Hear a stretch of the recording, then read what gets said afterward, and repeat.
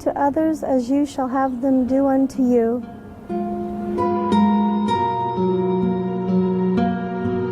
My name is Anita. I'm from America, and I entered Islam in November of 2010. I grew up in a home that was Protestant, Christian, and Catholic, and attended churches, multiple churches and Christian schools. And just over the years and studying the Bible and going to different kinds of churches, both Catholic and Christian, I just began to think, and I began to have a lot of questions because of a lot of studying that I did from Bible classes that I was required to take in school and in church. And I started questioning teachers about, things that I was finding questions with that I didn't find answers to, or some things I felt like contradicted each other, and was basically told, you shouldn't be asking such questions. What you're asking is not a part of what our book says. Anything that you can possibly think to ask in your mind that Allah had an answer for. And so when I found people refusing to give me an answer or a direction, it just kind of led me onto a path where I went searching on my own. I started searching in many different religions and visiting their places of worship.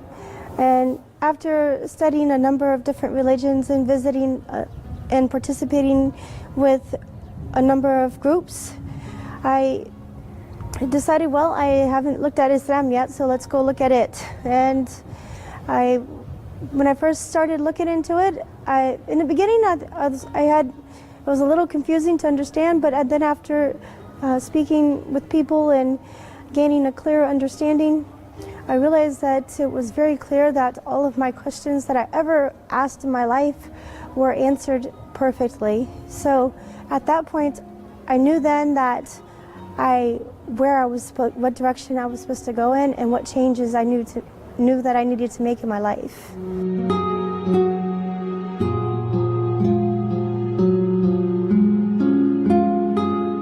The first time I made wudu, I felt like it was a real purification process, and it was refreshing, and I just felt like it made my mind clear for the prayer. I believe that what separates Islam from other religions in respect to wudu is that Islam reiterates the process of being clean. So Allah gives us the order to make wudu as a reminder that we must be clean at all times, especially at the prayer. Wudu is not just a purification of the body. I see it as being an inner purification of the heart. If I wake up during the night, before I go back to sleep, many times I will make wudu and tasbih when I'm in bed to relax myself to go back to sleep, and it works amazingly. If I have a dream that's unsettling, I just get up and I go make wudu, and I just clear myself, and I clear my mind, and then go back to bed again.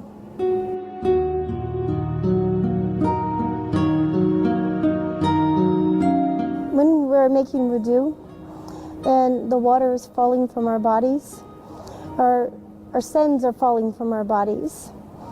If we're being cleansed of our sins with the washing of wudu versus being cleansed of our sins with the fire.